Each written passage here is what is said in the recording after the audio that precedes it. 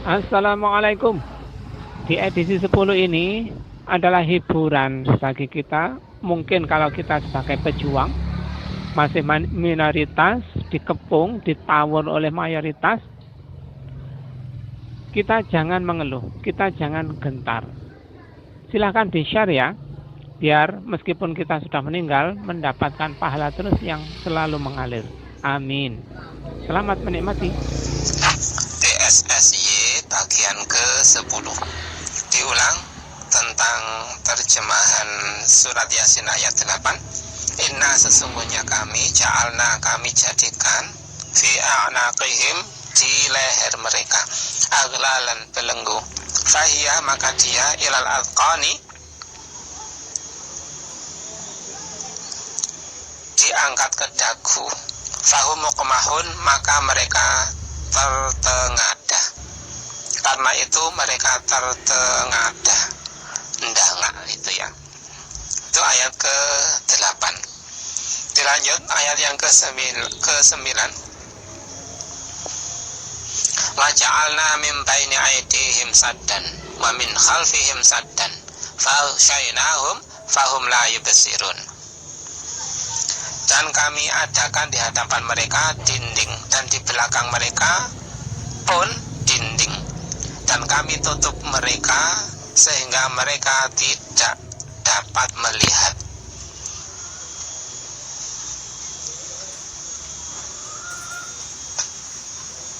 Wa ja'alna min baini aydihim, kami jadikan di depan mereka saddan dinding, wa min khalfihim, wa min dan dari khalfihim belakang mereka saddan dinding, fa'aghshaynahum dan kami tutup mereka, fahum maka mereka la yubsirun mereka tidak dapat melihat.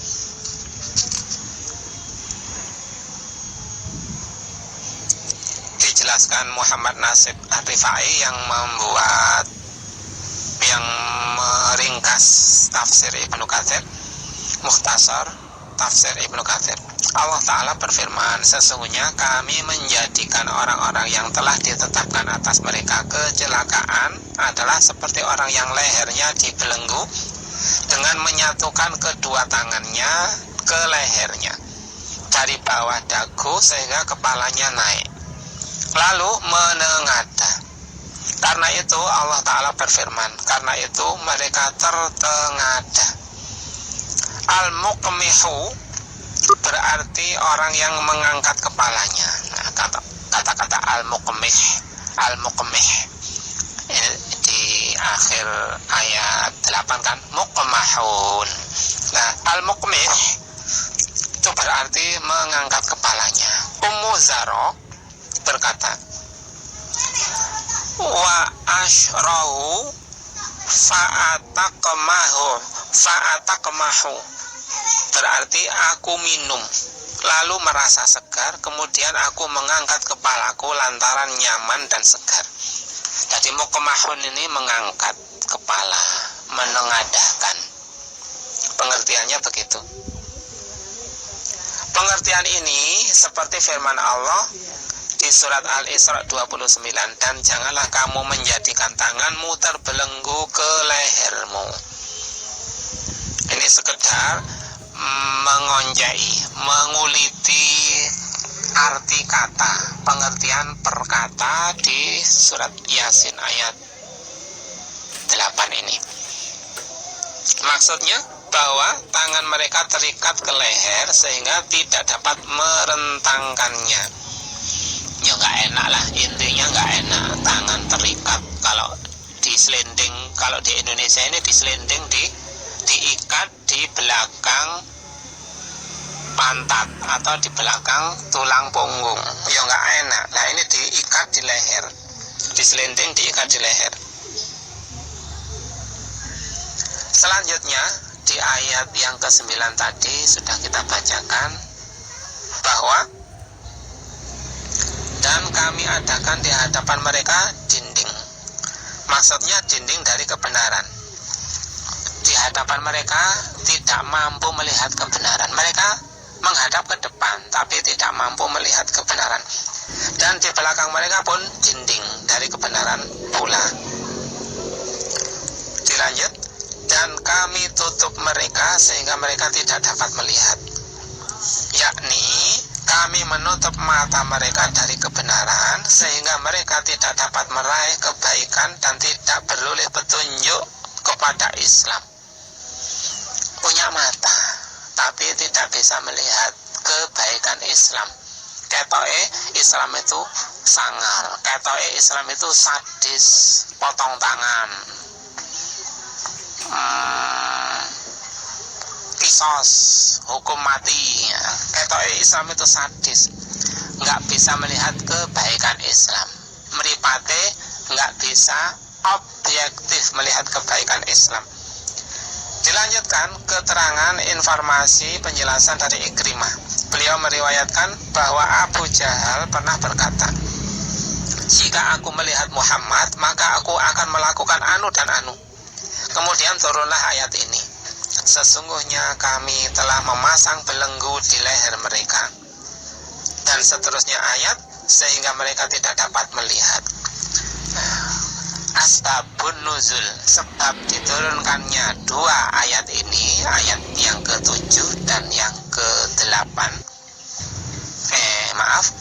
Ayat yang ke-8 dan yang ke-9 ini karena ulahnya Abu Jahal. Abu Jahal pernah mengancam, pernah ngomong ke orang-orang Mekah, kalau aku nanti ketemu Muhammad tak ginikan.